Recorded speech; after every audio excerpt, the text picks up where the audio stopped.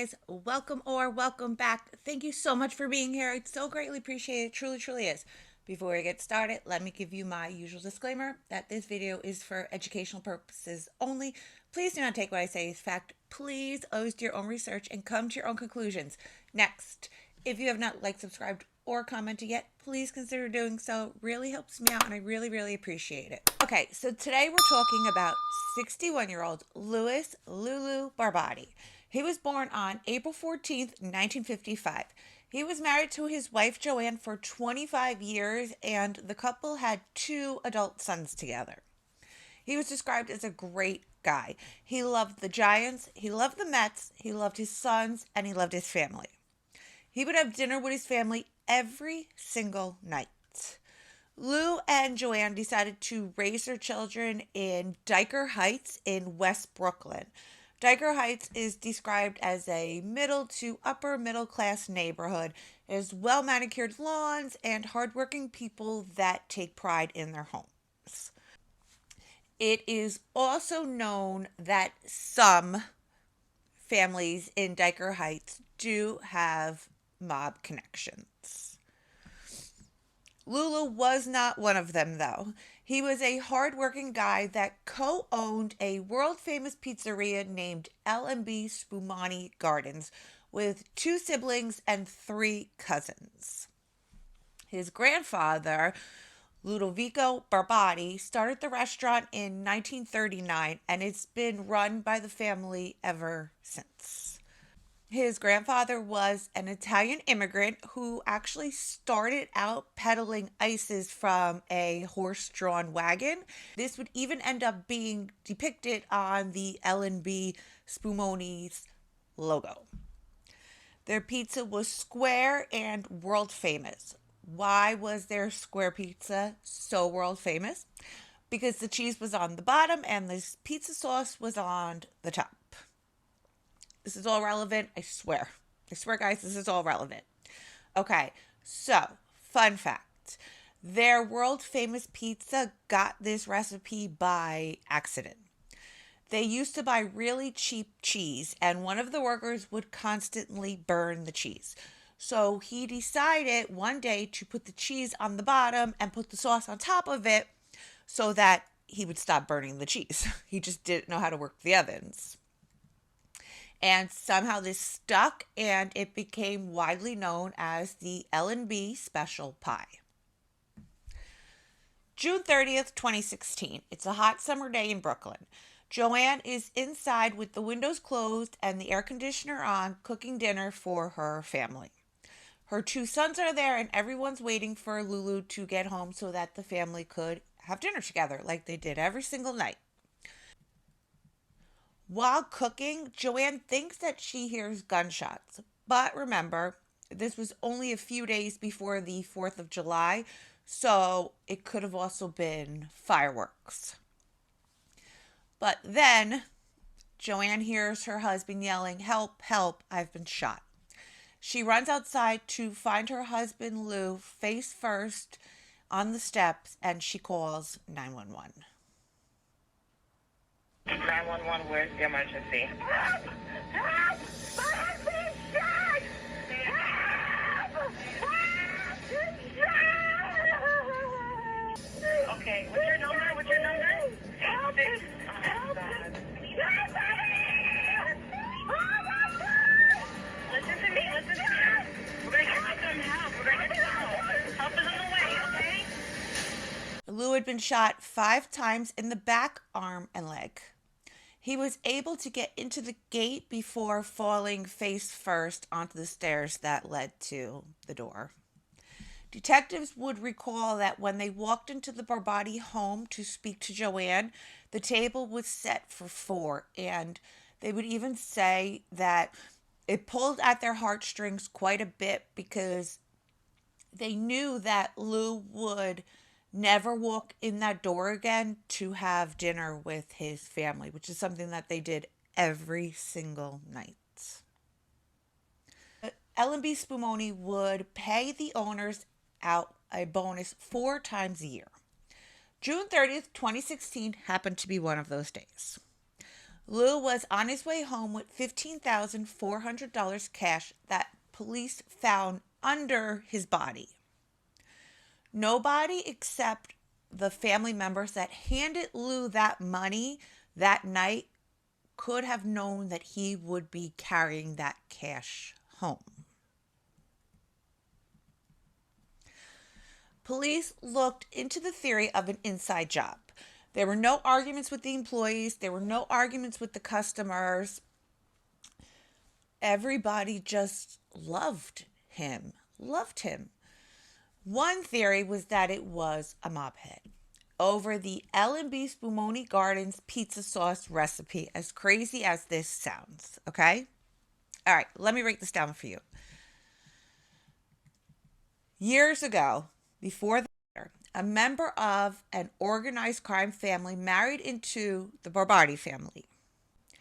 After the murder, he told the FBI that a member of a different crime family named Eugene Lombardo stole the recipe for L&B Spumoni Gardens pizza sauce to use in his own pizzeria. He opened his pizzeria on Staten Island, and it was called the Square on Annandale. Okay? All right, I'll break that down again, just in case you missed it. So, a member from one crime family marries into the Barbardi family. Then, after the murder, he tells him that there was an argument from another crime family that stole the L&B pizza sauce recipe to use in his own restaurant. There's even a part on the sign at the Square in Annandale's sign that says, "This is just like L&B." He goes on to tell the FBI that there was a sit down between the two crime families to settle the feud. So then police begin talking to neighbors of the Barbardi family. One neighbor told police that he noticed a white Acura TL parked near the Barbardi home. When police questioned what made him notice this, he said it was because the Acura was parked in his spot. And as somebody that takes their parking spot very seriously, I can actually vouch for this. Your spot becomes your possession even though it's not your possession. My spot's my possession even though it's not my possession. And I take notice of cars and drivers if you're in my spot. So I 100% believe this. Because if you have a spot, it becomes a thing. If you know, you know. A second neighbor police spoke to said that he saw the suspect fleeing from the scene wearing a dark colored hoodie and heading towards the white Acura. So this is June and it's hot. People in the tri-state area aren't walking around in hoodies in June. Police theorized that the reason for the hoodie was to cover identifiable tattoos. Local stores and residents handed over hours of CCTV footage to police. While police are reviewing the footage, they see the white Acura circle the Barbadi's block 3 times on June 30th between 5:30 and 5:45 p.m., hours before the murder. Because the video wasn't so great, the only identifiable clue on the Acura was that tree air freshener hanging from the rearview mirror. Police would also come across CCTV of the suspect walking in the black hoodie. He was holding one arm at his side and swinging the other arm as he walked down the street. This was a clear indicator to police that the suspect was holding the gun at his side at that time. Trained professionals and officers that have been in this business for years would all corroborate that this was indeed what the suspect was doing at that time. They also picked up on the fact that the suspect had a very noticeable limp. Lastly, they see the suspect put on a glove and pull out the pistol before walking out of view of the cameras. Police decide to put the suspect's picture out to the media and ask the community for their help. The family even put up a $50,000 reward for any information that would lead to the arrest of the person responsible. July 5th, 2016, hundreds of people attend the funeral of Louis Lulu Barbati. It is clear from the footage and the pictures that he was loved so deeply by so many people. If a picture says 1,000 words, it would scream that Louis Barbati was a great guy that was loved and adored by so many people in the community. This type of love can't be faked. He was there all the time on the busiest weekends when this whole place would be hundreds and hundreds of people. He'd be back there making sure everything was going well. It's just very sad. It's very emotional because we known him to be a very happy man, a big Met fan. On the same day, a funeral was held for the 61-year-old. Mourners gathered at St. Ephraim's Church to pay their respects. A loving father, a loving husband, a wonderful provider for his family. He was so beloved by the community that detectives working the case knew Barbati, loved Barbati, and took this case very personally. After the funeral, police went back to business as usual. CCTV near L&B Spumoni Gardens would also show the white Acura parked behind the building on the day of the incident between 1:05 and 1:10 p.m. before Lou had even arrived at work for the day. The suspect gets out of the car and walks around the premises.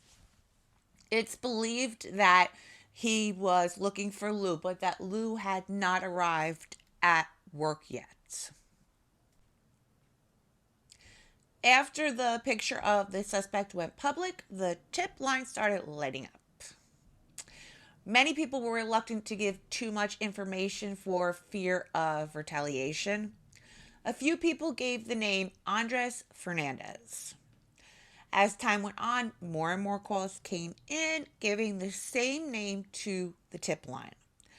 When police checked for a license picture, they realized that the picture on the license matched the CCTV footage pretty accurately. Andres Fernandez.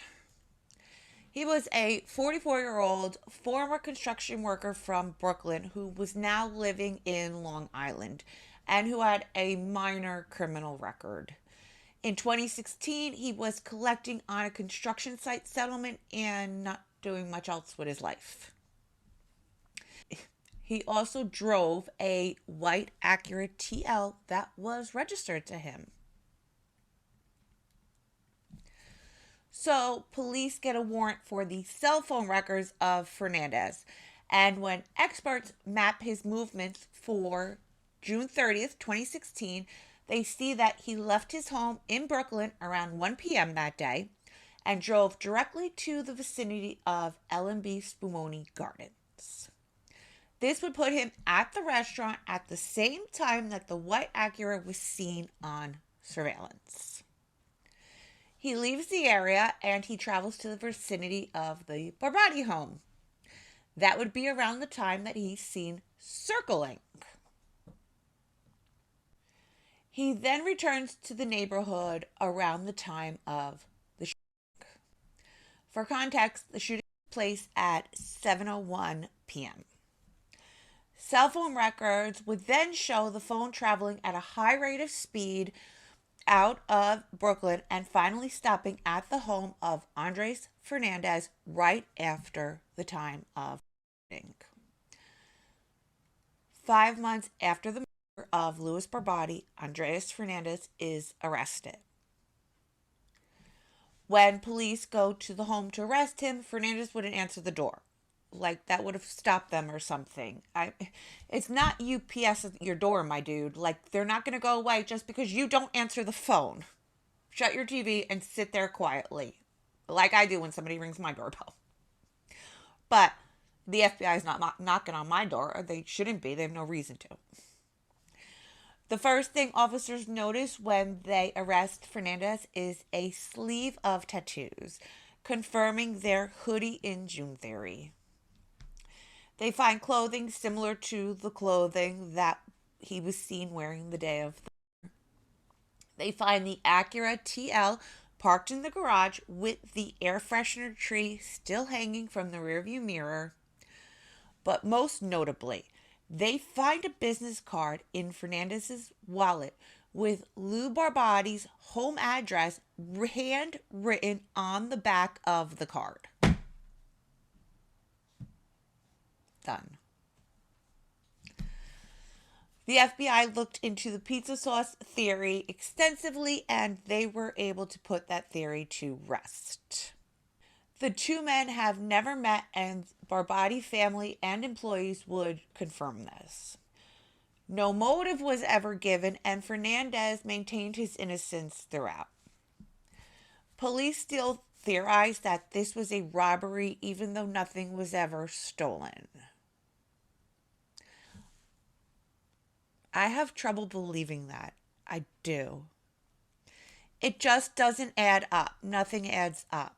Especially because nothing was taken and because there's no reason that he should have known that Lulu would be carrying cash that day. And if it was a robbery, then why would he try to get him at his work? And if it was just a robbery, why did he have his number, why did he have his address written on a business card that he was carrying in his wallet? If the two men have never met before, and this was nothing more than a robbery, it doesn't add up for me. It doesn't make sense. It doesn't add up. I don't believe the theory. I don't. But I want to know what your theories are. I want to know what you guys think. I don't think that that's what this was. I think this was planned out. I think the money would have been a bonus, but his life is what he was there for that day. I do. That's what I just truly believe. It doesn't make sense to me. Nothing else makes sense to me. The trial of Andres Fernandez began in December of 2019. The first witness to take the stand was Lou Barbati's wife, Joanne. When she began talking about that day and the 911 call was played, police officers in the courtroom began to cry.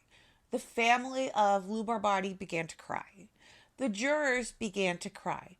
The family of Andres Fernandez began to cry.